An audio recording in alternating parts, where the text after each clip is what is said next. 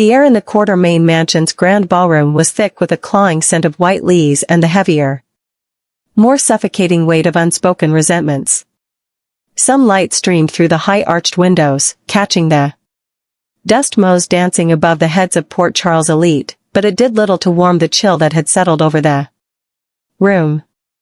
Willow Tate stood at the altar, her silhouette framed by the towering floral arrangements, a vision in white lace that seemed to trap her rather than celebrate her. Beside her, Drew Kane stood tall, his jaw set in a line of triumphant stoicism, the very picture of a man who had conquered death and his enemies to claim his prize. From the second row, Michael Curinthos watched them, his body rigid, hands gripping the back of the pew in front of him until his knuckles turned the color of bone. He wasn't just an ex-husband watching the mother of his children marry another man. He was a man watching a crime in progress. His eyes darted from Willow's pale, almost translucent face to Drew's confident profile. The jealousy burning in his gut was a toxic mix of possessiveness and helpless rage. He knew with a certainty that gnawed at his sanity that Drew was playing a long, twisted game. But today, Michael was powerless to stop it. He could only watch as the woman he still loved pledged her life to a man he despised. The efficient, a somber man whose voice droned on about loyalty and truth words. That felt like jagged shards of glass in this room of secrets cleared his throat. The silence that followed was heavy, pregnant with the anticipation of the inevitable question. If anyone here presents just cause why these two may not be lawfully joined in marriage, the minister and his gaze sweeping the room with practiced gravity. Speak now or forever hold your peace. The pause stretched agonizingly long. Michael's breath hitched, his muscles coiled, every instinct screaming at him to stand, to shout, to tear the facade down. But he hesitated. The legal threats, the restraining orders, the precarious custody arrangement had all held him frozen in a prison of hesitation. Then a small, frantic movement broke the stillness. Stop. Don't marry him, Mommy. The voice was high and trembling, piercing the tension like a needle. From the side aisle, Amelia Curinthos, aged 6, and looking far too small for the magnitude of the moment, sprinted toward the altar. Her sudden appearance sent a ripple of gasps through the congregation. She wasn't the toddler the town remembered. She was a terrified child. Her face flushed, tears streaming down cheeks that were usually bright with laughter. Willow spun around, her bouquet nearly slipping from her trembling fingers. Amelia, she whispered, the color draining from her face. Baby, what are you doing? Amelia didn't stop until she was breathless at the foot of the altar, clutching the hem of Willow's dress as if it were a lifeline. She looked up, her eyes wide with a horror no 6-year-old should ever possess. She pointed a shaking finger directly at Drew. He's lying. Amelia screamed, her voice cracking under the strain of her sobbing. Uncle Drew is bad. He did it himself. The room went deathly silent. Even the dust mote seemed to freeze. Drew's confident mask fractured. A flicker of genuine panic darting behind his eyes before he smoothed his expression into one of pity and concern. Amelia, sweetheart, Drew said, his voice dropping to a soothing, patronizing baritone as he took a step toward her. You're upset. Let's get you to. No. Amelia shrieked, recoiling from his outstretched hand as if it were burned. She turned to the stunned crowd, desperate to be believed. I saw him. I was playing hide-dance-seek in the office. Uncle Drew took the gun and he shot himself. It wasn't Mommy. It wasn't anybody else. He did it. The accusation hung in the air. Grotesque and undeniable. The guests erupted into chaos, whispers turned into shouts. Diane Miller was already on her feet, her legal mind racing while Carly looked. From Michael to Drew, her eyes narrowing as the pieces of the puzzle slammed into place. The narrative that had dominated Port Charles for weeks that an intruder, perhaps even Willow herself in a fugue state, had attacked the congressman was unraveling in seconds. Drew's face hardened. He looked at Willow, his eyes pleading for her to dismiss this as a child's fantasy. Willow, honey, she's confused. She's been through so much trauma. She doesn't know what she's saying. I do know. Amelia stomped her foot, her small body vibrating with the force of her truth. I saw the mirror. He looked in the mirror and did it. He said he would make Daddy pay. That sentence was the death nail. He said he would make Daddy pay. Willow looked at Drew. Really looked at him for the first time that day. The fog of manipulation that had clouded her judgment began to lift, replaced by a cold, dawn-like clarity. She saw the bead of sweat tracing a path down his temple. She saw the way his hands were clenched into fists at his sides. Drew Willow's voice was barely a whisper, but in the acoustic perfection of the ballroom, it sounded like a thunderclap. Is she telling the truth? Of course not. Drew snapped, his veneer cracking. She's years old, Willow. Michael put her up to this. He whirled on Michael, pointing an accusatory finger. You did this. You coached her to ruin this day. Michael didn't flinch. He didn't even stand up. He just sat there. A slow, dark smile spreading across his face. It was the smile of a man who had just been handed the ace of spades after a night of folding. He crossed his arms, leaning back with an air of relaxed victory that infuriated Drew more than any shout could have. I didn't say a word, Drew, Michael said calmly, his voice cutting through the din. But I think the police might want to hear what she has to say. As if summoned by the shift in the universe, the heavy oak doors at the back of the room swung open. Commissioner Jordan Ashford Stroden, flanked by two uniformed officers. The timing was impeccable. The kind of dramatic coincidence that only happened in Port Charles. Yet, it felt grounded in the grim reality of the moment.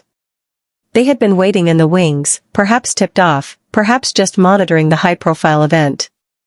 But Amelia's public testimony gave them the probable cause they had been lacking. Drew Kane, Jordan's voice, was still. We need you to come with us. This is ridiculous. Drew spat, backing away as the officers advanced up the aisle. You're arresting me based on the ramblings of a child. We're arresting you based on a confession uttered in the presence of witnesses. Jordan corrected, stepping onto the altar and for filing a false police report. We'll see what the ballistics say when we re-examine the angle of entry with this new theory in mind. Hands behind your back. The click of the handcuffs was the loudest sound in the room. Willow stood frozen, her hands covering her mouth, watching the man she was seconds away from marrying being restrained like a common criminal. The betrayal was absolute. She looked down at Amelia, who was now sobbing quietly into the skirt of her wedding dress, and then up at Michael. Michael's triumphant smile had faded into a look of intense, burning vindication. He met Willow's gaze, and for a moment the distance between them years of hurt, betrayal, and misunderstanding seemed to shrink. He hadn't saved her. Their daughter had. As the police hauled a protesting Drew down the aisle, past the rows of stunned guests, the reality of the situation settled over the room. The wedding was over. The investigation was just beginning. And the war for the soul of the Corinthos family had just taken a turn that no one, least of all Drew Kane, had seen coming. We will learn about the devastating situation unfolding in Port Charles that threatens to completely unravel Mayor Laura Colin's political career and personal sanity. The shocking discovery that has left Port Charles reeling continues to send shock waves through every corner of the community. And what started as a celebratory moment has quickly transformed into Laura's worst nightmare imaginable. The horrifying discovery that changed everything. Mayor Laura Collins finds herself trapped in an unimaginable nightmare that no amount of political experience could have prepared her for. The gruesome discovery of Professor Henry Hank Dalton's lifeless body concealed in the trunk of her personal vehicle has sent her entire world into a catastrophic tailspin during what should have been her moment of ultimate triumph. This wasn't just any ordinary day when Laura popped open her trunk expecting to find groceries or campaign materials. Instead, she came face to face with the cold, stiff corpse of a man she barely knew, crammed into the confined space like discarded cargo. The timing couldn't possibly be worse, coming immediately after her hard-fought victory in the mayoral election that she had campaigned tirelessly to win against fierce opposition. The visual horror of that moment has burned itself permanently into Laura's memory, replaying over and over again like a traumatic loop she cannot escape. The shock was so profound and overwhelming that Laura found herself completely unable to fulfill even the most basic ceremonial duties expected of a newly elected mayor. She couldn't muster the composure to deliver a victory speech to her supporters, couldn't face her political opponents with grace, and most critically couldn't address the citizens of Port Charles who had placed their trust and faith in her leadership. This unprecedented breakdown in front of the entire community has raised serious questions about Laura's ability to continue serving in her marital capacity while dealing with such intense psychological trauma, dangerous alliances, and moral compromises. The situation has forced Laura into an uncomfortable alliance with Sonny Corinthos and Jason Morgan, two men whose connections to organized crime and the criminal underworld are well documented throughout Port Charles. While Laura has maintained a complicated but genuine friendship with Sonny spanning many years built on mutual respect and occasional family connections, she never imagined she would find herself this deeply entangled in the dark, dangerous world that Sonny operates within on a daily basis. Sonny and Jason now find themselves on permanent standby, serving as her lifelines and protectors as she struggles to process the psychological aftermath of discovering Dalton's body and grapples with the moral implications of what comes next. Laura has always prided herself on maintaining clear ethical boundaries despite her personal relationship with Sonny. She has never endorsed, supported, or condoned the criminal activities that form the foundation of his business empire, even while acknowledging her genuine love and care for him as a person and friend. However, this horrifying incident has thrust her directly into complicity with the very criminal behavior she has spent years carefully distancing herself from publicly. She now finds herself compromised in ways she never thought possible. Forced to rely on Sonny's expertise in covering up crimes and disposing of evidence, skills that come from his decades of experience in organized crime. The internal battle raging within Laura between her moral compass and her survival instincts threatens to tear her apart from the inside. Warnings that came too late. Laura's brother, Marty Gray, had repeatedly warned her about the corrupting influence that proximity to Sonny inevitably brings. Marty's prophetic words that Sonny corrupts everyone he gets close to are now echoing in Laura's mind with devastating clarity and painful accuracy. Throughout the intense election season, Laura faced relentless attacks on her character and integrity, specifically because of her well-known friendship and family connections with Sonny, a man whose reputation as a crime boss precedes him everywhere in Port Charles. Critics and political opponents repeatedly question how someone maintaining such close ties to organized crime could possibly serve as an effective ethical mayor for all citizens. Her controversial stance supporting Measure C further aligned her publicly with Sunny's business interests and practices. Even though Laura genuinely believed she was choosing the lesser of two evils in an impossible situation with no perfect solutions. Despite the political fallout, Laura never fully co-signed or approved of Sunny's criminal methods. But she does genuinely love him as a complicated friend and ally. The question now haunting everyone is whether Laura's impression and opinion of Sunny will undergo a fundamental transformation now that she finds herself personally wrapped up in covering up a serious crime she absolutely did not commit but appears completely guilty of to any outside observer. The warnings from Marty and countless others about maintaining distance from Sunny's world are proving devastatingly accurate in real time as Laura watches her carefully constructed life crumble around her. Laura's complicated criminal past. What many newer residents of Port Charles may not realize is that Laura Collins herself has a deeply complicated history. That includes significant mental health struggles and periods of criminal behavior during her younger years. Her troubled past is decorated with questionable decisions and outright illegal activities, particularly during her legendary partnership with the late Luke Spencer, whose memory still looms large over Port Charles.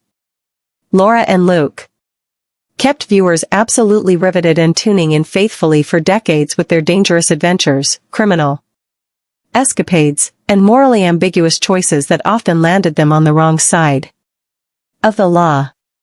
Their legendary romance was built partially on a foundation of crime and chaos that captivated audiences, but would raise serious ethical questions by modern standards. The fact that someone with Laura's documented history of mental health crisis, criminal involvement, and psychological instability ever secured election as mayor, let alone served multiple successful terms, raises legitimate questions about the vetting process and collective memory of Port Charles voters. While fans and residents genuinely love Laura for her strength, resilience, and eventual redemption, her past cannot simply be erased or ignored. When evaluating her current crisis, she may have thoroughly washed her hands of that previous lifestyle decades ago, dedicating herself to legitimate public service and community leadership, but her current extreme reaction to being complicit in this cover-up seems almost excessive given her own historical involvement in similar situations. Alongside Luke, the breaking point approaches.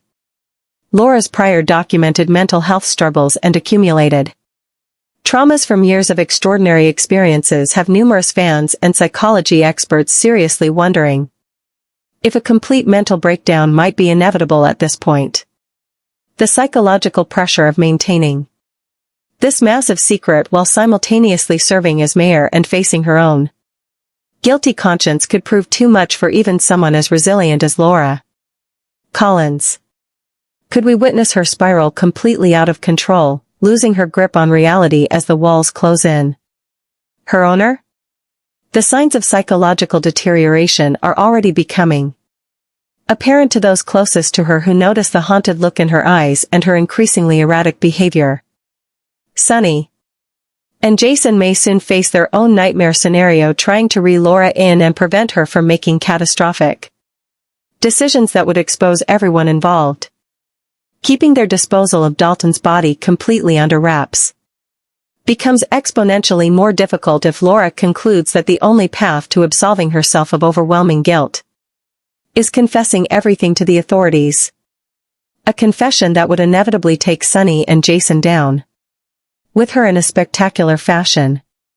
The question haunting everyone is whether Laura's conscience will allow her to continue living with this secret or whether her fundamental need for honesty and justice will override her sense of loyalty to Sunny and self-preservation instincts. The coming weeks will determine whether Mayor Laura Collins can survive this crisis intact or whether this marks the beginning of her final tragic downfall from grace and power in Port Charles. Next, we will learn about the ongoing mystery surrounding fan favorite Kirsten Storms and whether her future with General Hospital is truly secure.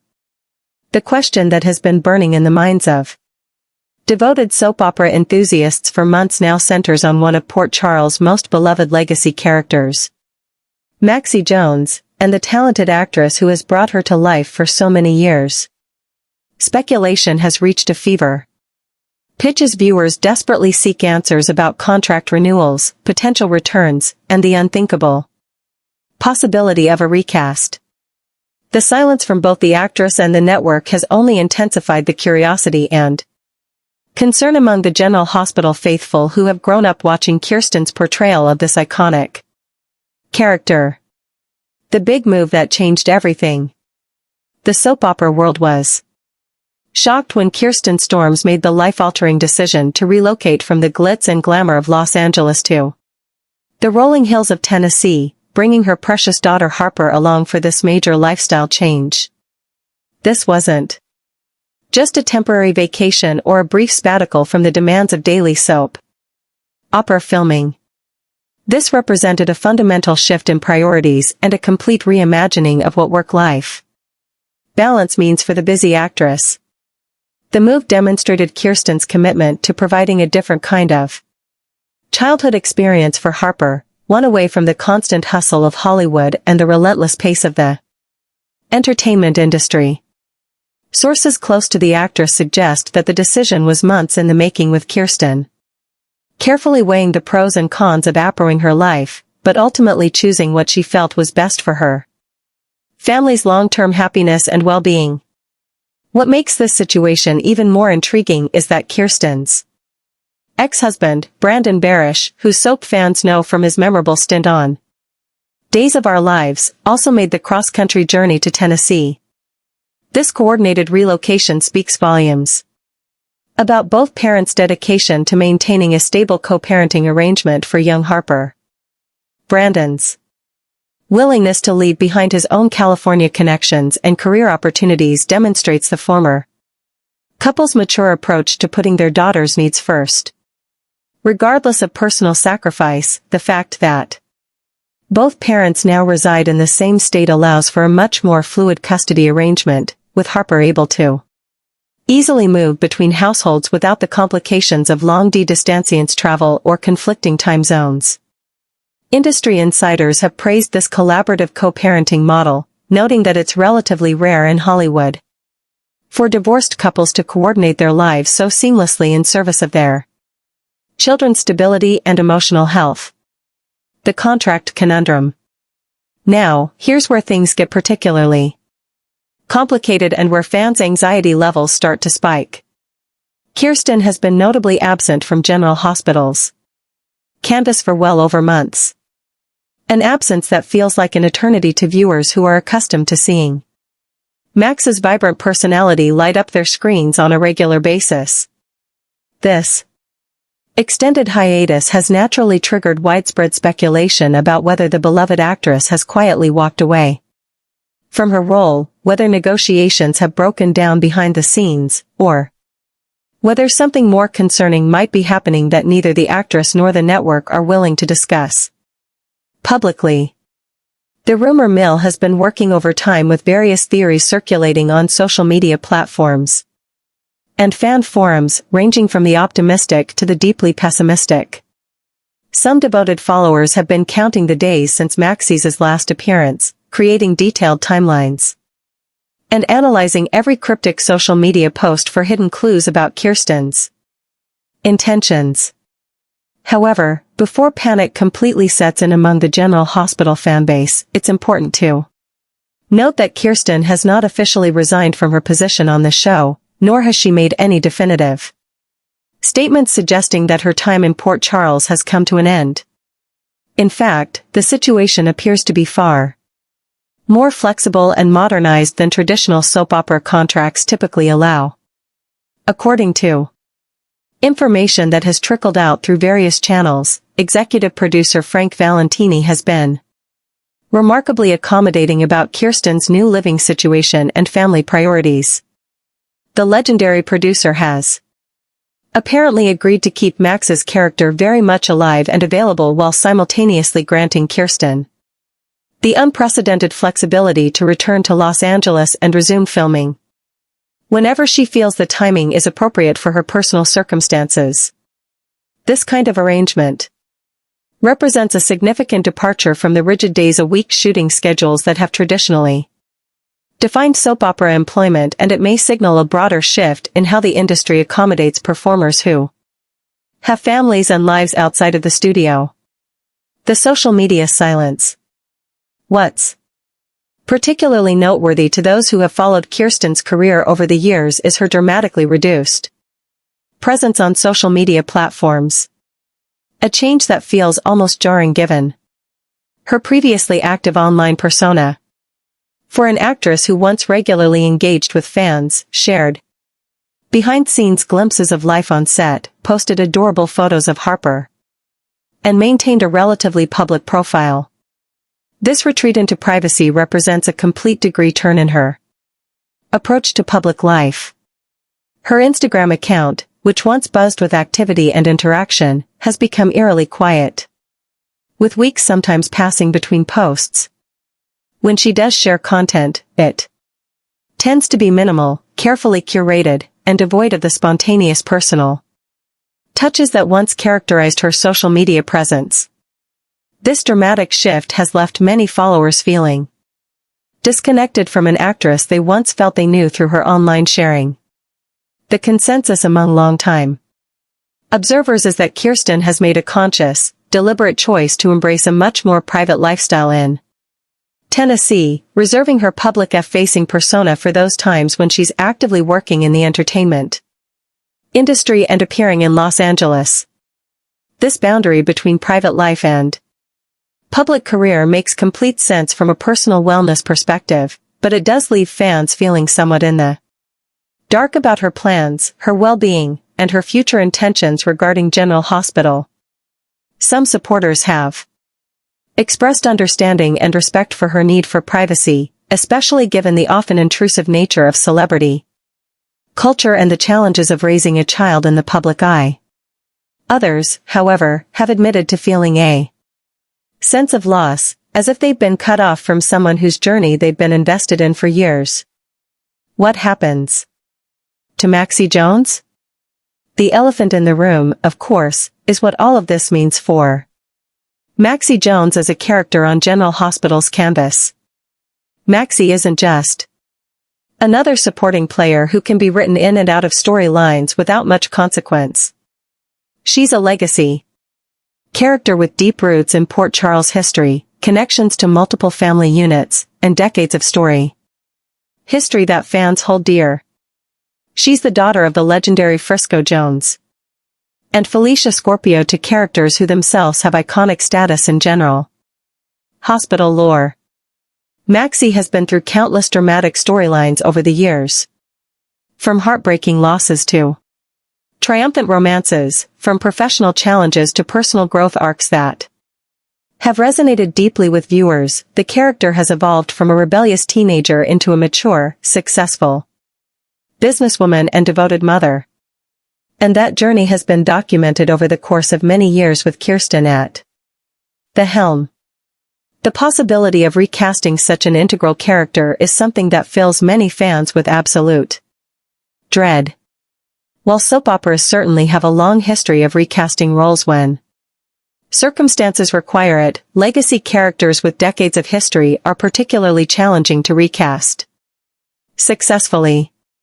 Viewers form deep emotional bonds with specific actors' interpretations of beloved characters, and replacing a performer who has inhabited a role for so long often results in viewer resistance and difficulty accepting the change. The chemistry that Kirsten has built with other cast members over the years, the specific mannerisms and vocal inflections she's given to Maxie, and the emotional authenticity she's brought to the character's most vulnerable moments. All of these elements are virtually impossible to replicate. No matter how talented a replacement actress might be, General Hospital's creative team surely understands this reality, which likely explains their willingness to keep the door open for Kirsten's eventual return, rather than rushing to recast immediately. The waiting game. As the calendar pages continue to turn and Max's absence from the canvas stretches longer and longer. The most devoted fans find themselves desperately searching for any sign of life. Any hint that their favorite actress hasn't completely abandoned the show that made her a household name in the soap opera world. Message boards light up whenever someone spots even the tiniest hint of General Hospital-related content on Kirsten's social media, with fans dissecting every word and image for hidden meanings. Every cryptic comment or vague reference gets analyzed to death as viewers try to read tea leaves and predict when or if Maxie will return to their screens.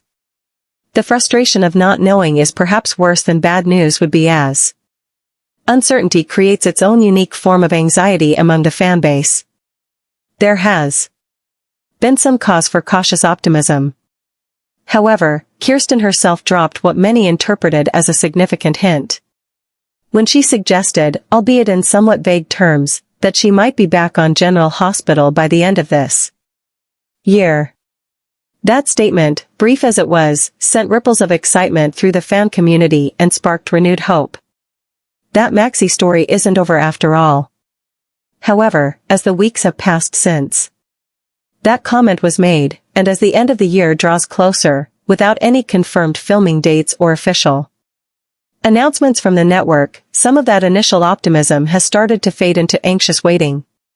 Fans are left wondering whether that time frame will actually hold true, whether it was an aspirational goal rather than a firm commitment, or whether circumstances have changed since that comment was made.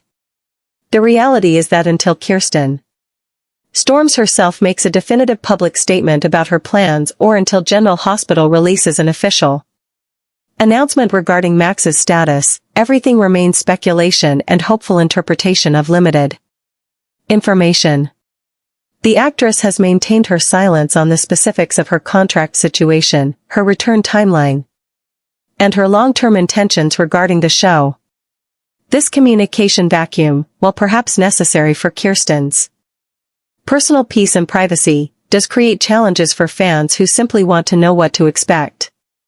The lack of clarity makes it difficult for viewers to know whether they should patiently wait for her return, brace themselves for a recast announcement, or prepare for the possibility that Maxie might be written out of the show entirely for the foreseeable future.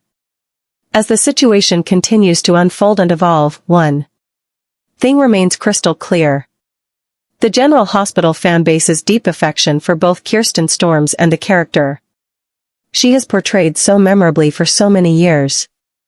Whenever official news does finally break, you can be certain that it will be major headline material in the soap opera world, and fans will be ready to respond accordingly.